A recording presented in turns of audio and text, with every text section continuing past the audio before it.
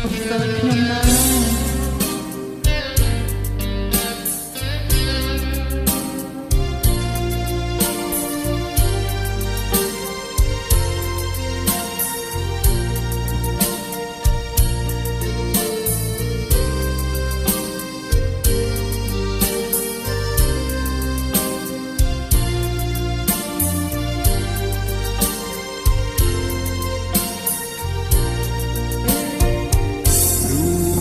កើតម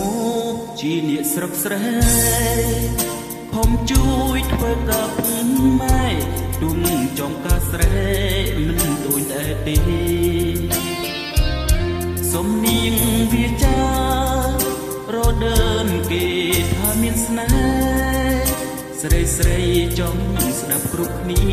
បើច្រៀងបំពេរឹកអស់ចាកុំសើចខ្ញុំអីធ្វើមិន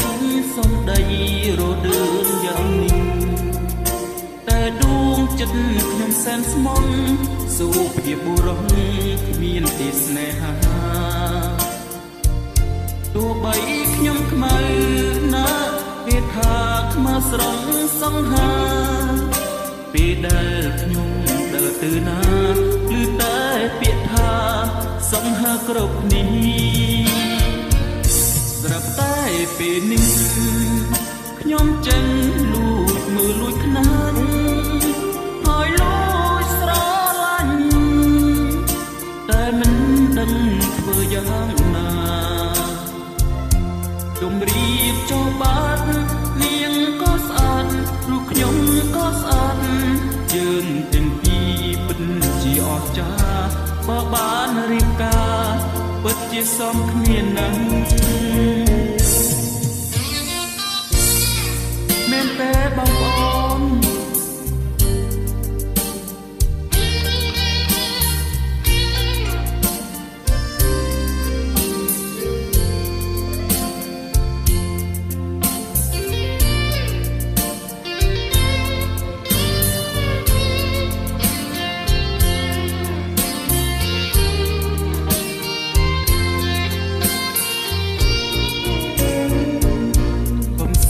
ខ្ញុំអី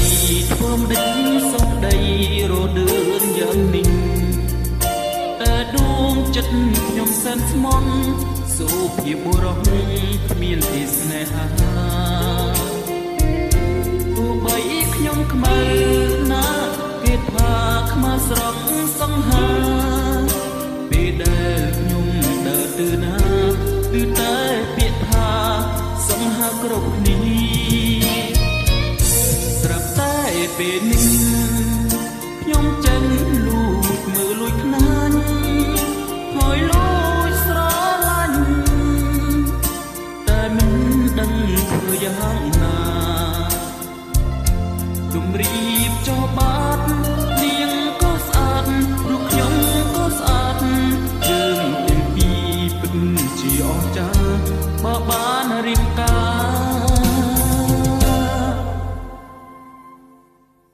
ពិតជាសមគ្នាណាស់